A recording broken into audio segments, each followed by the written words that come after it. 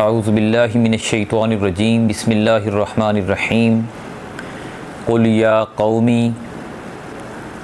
آپ کہہ دیں اے میری قوم، یعنی نبی کریم صلی اللہ علیہ وآلہ وسلم کو مخاطب کر کے اللہ تعالیٰ نے فرمایا کہ آپ اپنی قوم کو مخاطب کریں اور انہیں کہیں کہ اے میری قوم، اعملوا، تم عمل کرو، یعنی تم اپنی جگہ عمل کرو، علی مکانتکم، اپنی جگہ پر جیسے تم کام کر رہے ہو تم اپنا کام کرتے رہو، انی عامل،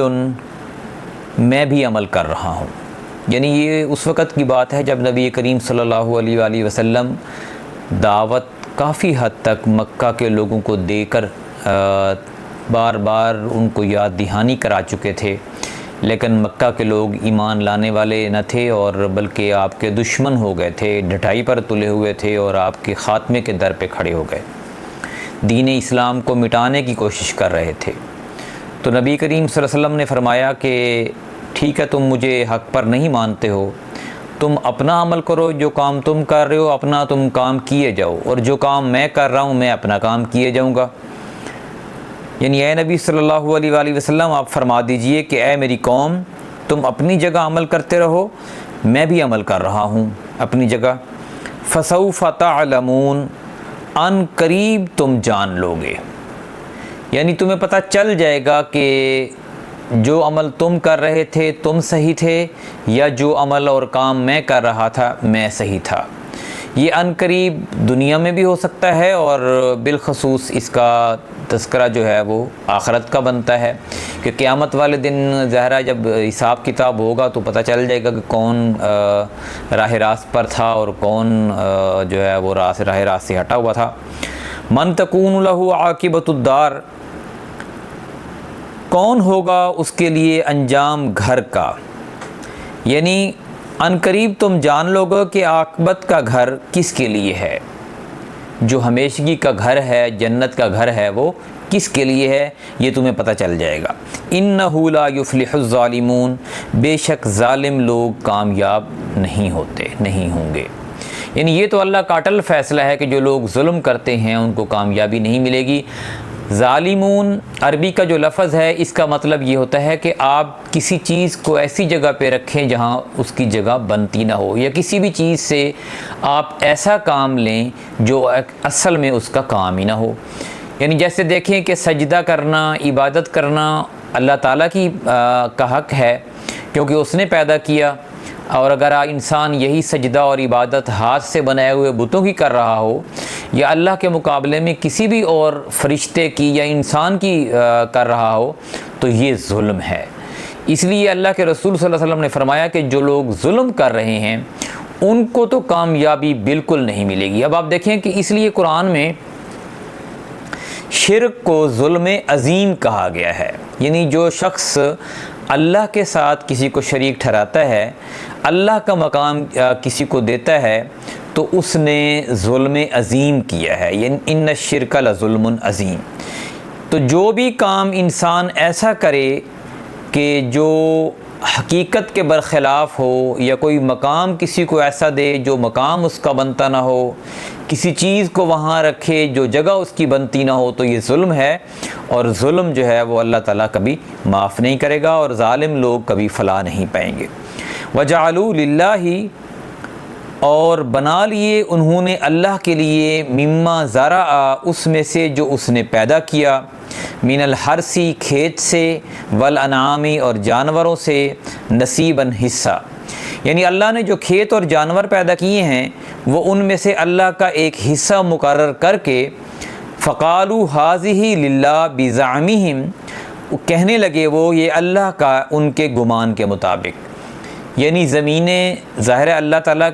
انسان کو دی ہیں، اس کے اندر اللہ تعالیٰ فصلوں کے اگانے میں انسان کی مدد کرتا ہے، اللہ تعالیٰ کے حکم کے بغیر تو کوئی فصل نہیں اگ سکتی۔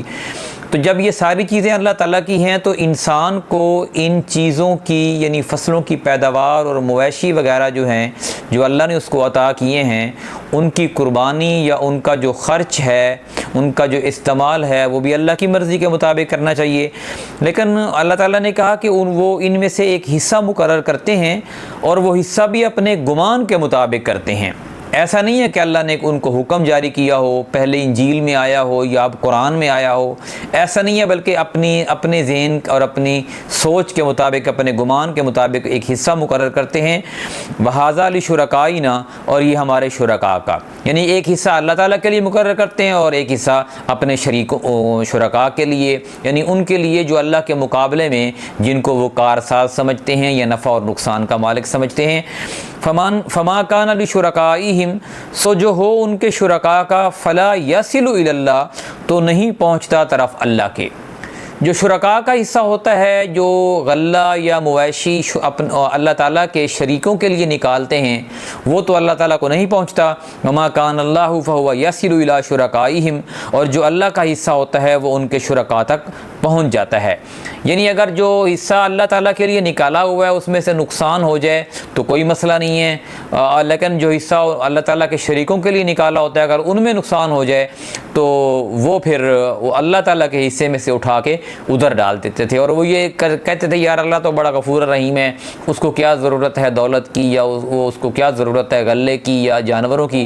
تو اللہ تعالیٰ کے یہ جو باقی مخلوقات ہیں، یعنی جن کو وہ اللہ تعالیٰ کا برابر کا درجہ یا اس کی خدائی میں شریک ٹھہراتے تھے، جیسے بت ہیں یا فرشتے ہیں یا جن ہیں یا آستانے ہیں، انسان نما جو ہے وہ بڑے بزرگ ہیں، تو وہ یہ کہتے تھے کہ ان کو جو ضرورت ہے اس لیے ان کے حصے میں کٹوتی نہیں ہونی چاہیے۔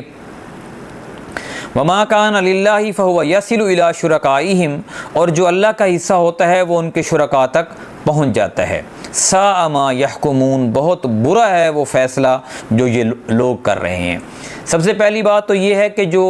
اللہ تعالیٰ نے یہ سب کچھ دیا ہے، یہ جانور، یہ کھیتیاں، یہ زمینیں، تو اس میں جو خرچ کرنے کا تصرف ہے وہ بھی اللہ تعالیٰ کے حکم کے مطابق ہونا چاہیے اور اللہ تعالیٰ کے راستے میں ہی نکالنا چاہیے جو نکالنا چاہیے، کسی اور کا تو اس میں حق ہی نہیں ہے جو یہ نکال رہے ہیں۔ اور پھر یہ بھی ظلم ہے کہ اپنی مرضی سے جتنا چاہتے ہیں اللہ کے لیے نکال لیتے ہیں اور جتنا چاہتے ہیں شریکوں کے لیے نکال لیتے ہیں، اور پھر یہ بھی ظلم ہے کہ اللہ تعالیٰ کے حصے میں تو کمی کر لیتے ہیں لیکن جو شریکوں کے لیے حصہ نکالتے ہیں اس میں سے کمی نہیں کرتے۔ تو یہ خرافات تھیں جو مکہ کے لوگوں کے اندر موجود تھیں جب یہ سورہ مبارکہ یعنی مکی دور کے تقریباً آخری حصے میں نازل ہوئی، جب نبی کریم صلی اللہ علیہ وسلم نے تقریباً 1 سال بعد مدینہ کی طرف ہجرت کرنی تھی۔ تو اس وقت جو معاملات تھے کفار کے، مکہ کے لوگوں کے، وہ اللہ تعالیٰ نے کھول کھول کر بیان کیے اور ان کی اصلاح کے لیے جو احکامات نازل کیے، لیکن وہ لوگ اپنی اصلاح کرنے کو تیار نہیں تھے۔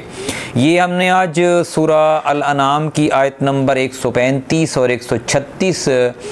مختصر تشریح اور ترجمے کے ساتھ پڑھی ہیں۔ اللہ تعالیٰ سے دعا ہے کہ ہمیں ان خرافات سے بچائے اور نیک نیتی کے ساتھ قرآن کو سمجھ کر عمل کرنے کی توفیق عطا فرمائے۔ جزاک اللہ۔